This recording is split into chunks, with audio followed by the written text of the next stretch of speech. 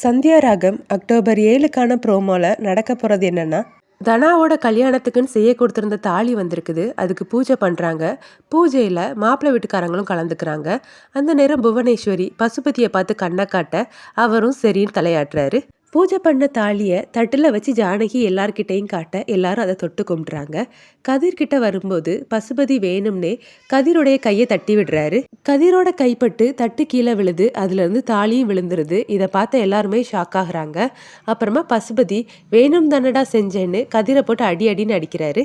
ஆரம்பத்துல இருந்தே இந்த கல்யாணம் நடக்கிறது இவனுக்கு பிடிக்கல, அதனால தான் இந்த மாதிரிலாம் செஞ்சுட்டு இருக்கான்னு பசுபதி சொல்லும்போது, ஹலோ ட்விஸ்ட் பண்றீங்களா, நீங்க தானே என்னோட கையை தட்டி விட்டீங்கன்னு கதிர் கேட்க, பொய்யாடா சொல்ற, அன்னைக்கு நீ என் வீட்டுக்கு வந்து என் பையனுடைய சட்டையை பிடிக்கும் போதே நீ ஏதோ பிரச்சனை பண்ண போறங்கிறது எனக்கு புரிஞ்சுதுன்னு சொல்ல, அதை கேட்டு எல்லாருமே ஷாக்காய் கதிரை பார்க்குறாங்க.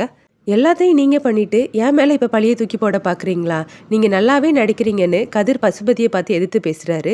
இதை பார்த்த ரகுராம் கோவமா கதிரோட கன்னத்திலே ஓங்கி அறையிறாரு. நான் தான் அன்னைக்கே உங்ககிட்ட சொன்னனே இந்த பிரச்சனைக்குள்ளெல்லாம் நீ வரக்கூடாதுன்னு, மரியாதையா வெளியே போடான்னு சொல்ல கதிர் வீட்டை விட்டு சோகமா போறாரு. இதோட இந்த எபிசோட் ப்ரோமோ முடியுது.